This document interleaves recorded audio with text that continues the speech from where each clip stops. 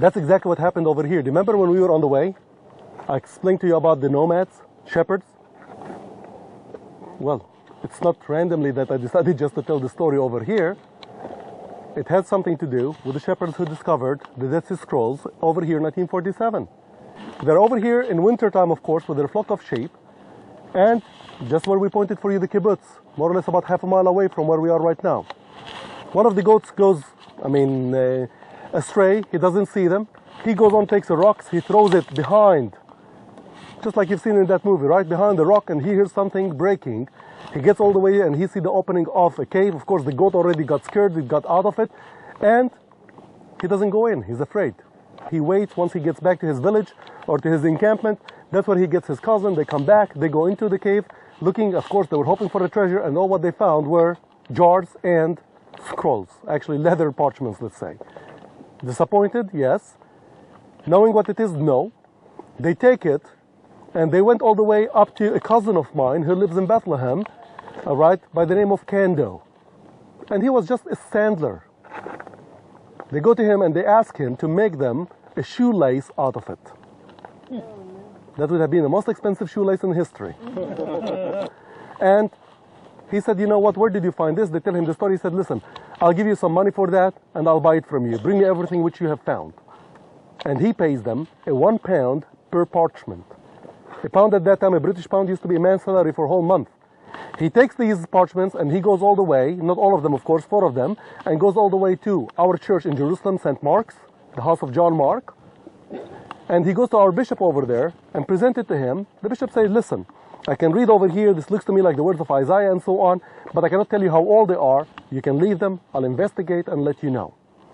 He moves from there to a place called L'École Biblique, which is a Catholic Biblical Institute, one of the best in the country, I would put it this way, with one of the best libraries as well, located just next to the Garden Tomb.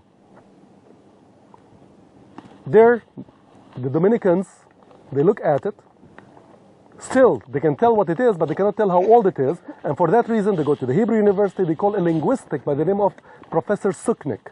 Yesterday, at Metzada, we met his son called Yigal Yadim. Suknik was an American Jew by origin. When he comes and looks at it, his first comment was, blow me down, this could be 2,000 years old. And that's what have started, of course, what we call the discovery of the Dead Sea Scrolls. All in all, they found about 40,000 fragments, out of which 800 scrolls were put together. To start with, just to give you over here an idea about it, a copy of all the books of the Old Testament, except one, perhaps two. One for sure is Esther. The second one, which there's a question mark about it, is the book of Nehemiah. We have some fragments which maybe belongs to the book of Nehemiah.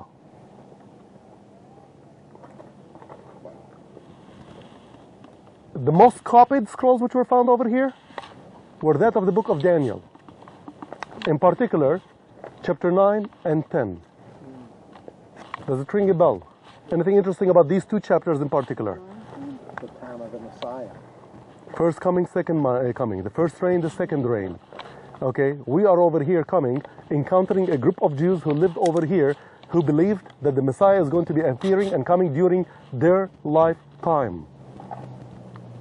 Those of you who have been with me over here 3-4 years ago, who was here with us 3-4 years ago? Okay, Al. I don't know if he remembers this, but we stood here, and I said, there on the other side, somewhere on the eastern side, because we don't know exactly where it was found, but on the other side for sure, we found a stone scroll. At that time, if they remember, I called it the heavenly stone, because that was the name given to it then. And it was not known at all. Today, big time, for one reason. 6 months ago, the Israeli Museum decided just to go and put it on display. They changed the name. It's not known as the heavenly stone. It is called today, I Am Gabriel. The interesting thing about that one, it's not written on parchment, it's written on stone. It's that big, about a foot long. I don't want to make any promises, but perhaps I'll be able to show you that at the Israeli Museum, perhaps. Ink on stone, date to the end of the 1st century BC, And this is what's interesting about that stone. It talks about a Messiah who will appear, who will be crucified, who will die, and risen in 3 days. Of course, I am Gabriel because it's Gabriel talking as the first person. I am Gabriel. He's passing the message. And it starts actually what they call an angelic worship, which is later on with the early Judeo-Christians it becomes a big problem. But I don't want to get into that point of angelic worship because then you'll get confused.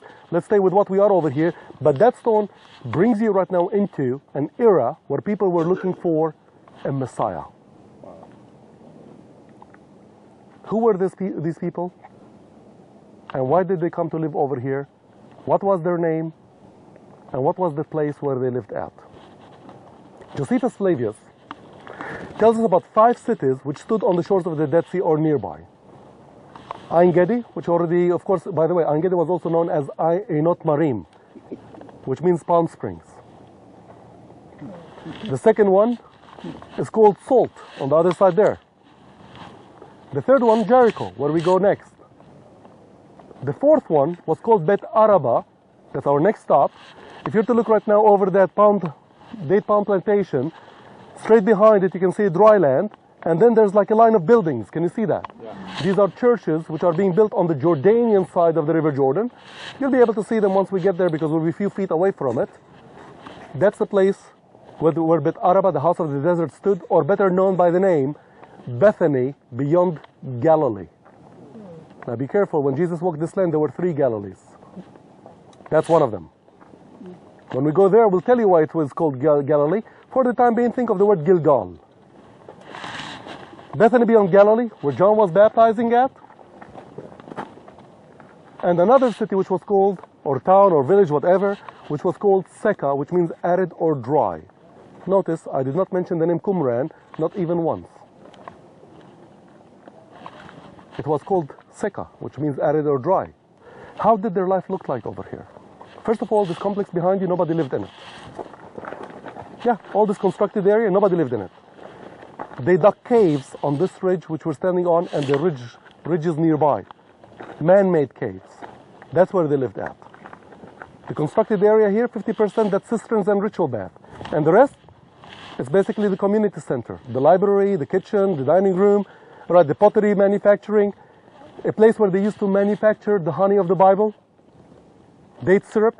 100,000 pits were found over there of dates. How did their life look like? Wake up call, just like yours on the coming 8 days or 5 days. Wake up call before sunrise. They come up, they go, they wash.